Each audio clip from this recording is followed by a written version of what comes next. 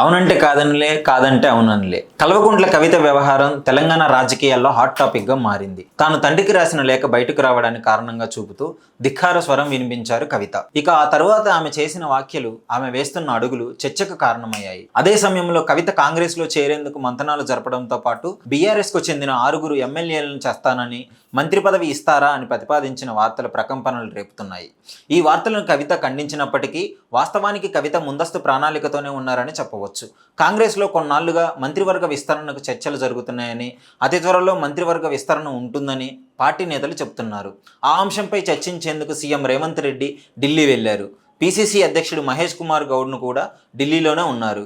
అయితే సీఎం రేవంత్ రెడ్డి ఢిల్లీకి వెళ్లే ముందు రోజే కవిత కాంగ్రెస్ అధిష్టానం ఎదుట పార్టీలో చేరే మంత్రి పదవిని ప్రతిపాదనను తెచ్చారు. ఇక కవిత నుంచి వచ్చిన ప్రతిపాదనపై తెలంగాణ సీఎం రేవంత్ రెడ్డిని, అలాగే పీసీసీ అధ్యక్షుడు అభిప్రాయం అడగడం జరిగింది కాంగ్రెస్ అధిష్టానం. అయితే తెలంగాణలో క్షేత్రస్థాయిలో నెలకొన్న పరిస్థితులు, బీఆర్ఎస్ కుట్రలు, ఫేక్ ప్రచారాల గురించి అవగాహన ఉన్న సీఎం రేవంత్ రెడ్డి ప్రస్తుత పరిస్థితుల్లో కవితను పార్టీలో చేర్చుకుంటే ప్రజలు కాంగ్రెస్కు చెడ్డ పేరు వస్తుందని చెప్పారట. అంతేకాకుండా ఆస్తుల పంపకాలు, పదవుల కోసమే కల్వకుంట్ల కుటుంబంలో విభేదాలు వచ్చాయని, ఇప్పుడు కవితను చేర్చుకుంటే ఆ గొడవలు కాంగ్రెసే కారణమని ప్రచారం చేయడం ద్వారా బీఆర్ఎస్ సానుభూతికి ప్రయత్నిస్తుందని కూడా చెప్పారట.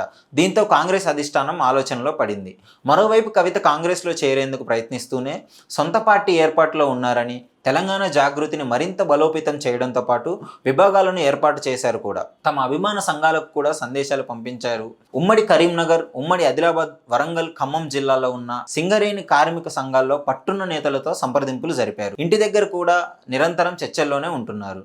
అయితే క్షేత్రస్థాయిలో పరిస్థితులు ఇవాళ ఇలా ఉంటే తాను కాంగ్రెస్తో మంతనాలు జరిపినట్టు వచ్చిన వార్తలు ఖండించారు కవిత.